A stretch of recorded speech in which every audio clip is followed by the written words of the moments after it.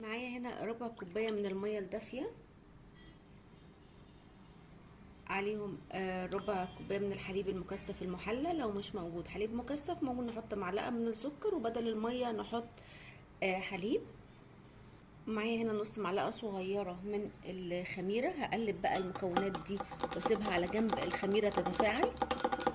دلوقتي في بولة معايا نص كوباية من الزبدة، دي زبدة صفرة على سمنة بلدي. انا عاملة خليط اتنين على بعض،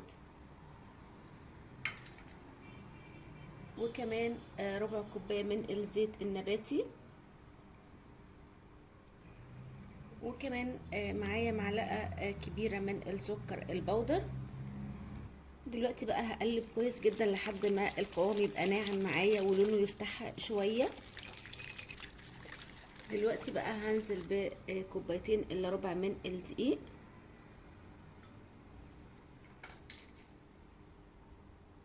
وعليه رشة من الملح. هقلب بقى بايدي كويس جدا لحد ما المكونات كلها الجافة والسايلة يتكونوا مع بعض ويعملوا لي عجينة.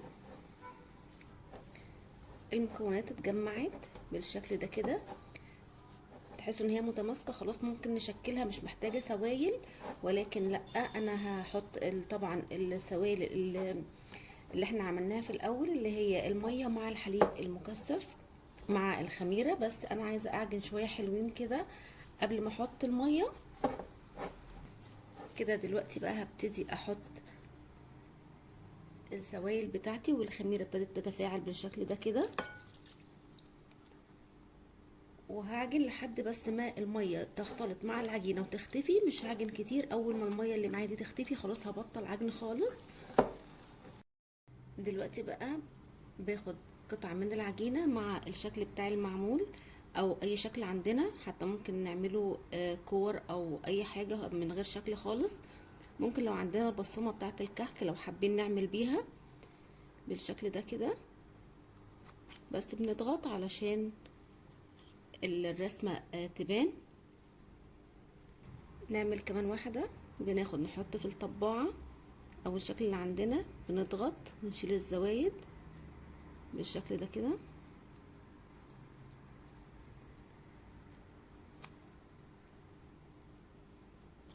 بالشكل الجميل ده، شكلها لذيذ كده وكيوت، اموره قوي كده. المعمول بتاعنا بقى جاهز معايا. احطه في الفرن درجه حراره 170، او لو الفرن بتاعنا حامي هقلل درجه الحراره شويه اخليها 160. يستوي براحته، علشان هو لو سميك شويه يستوي من بره ومن جوه يكون دايب كده ومقرمش. دلوقتي المعمول بتاعي طلع من الفرن، اخد اللون الجميل التحفه ده، اللون ذهبي حلو قوي.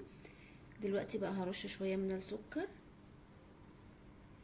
كده. بقى المعمول بتاعنا بقى جاهز معانا. طعم الحليب المكثف المحلى فيه طعمه فظيع، وقد ايه دايب وطعمه خطير جدا. شايفين بقى الذوبان والقرمشه، طعمه حلو جدا. يا رب وصفه النهارده تكون عجبتكم، واللي جرب الوصفه وتعجبه يسيب لي رايه في كومنت، والاول مره يشوف قناتي يعمل اشتراك، واللي يعجب الفيديو يعمل لايك.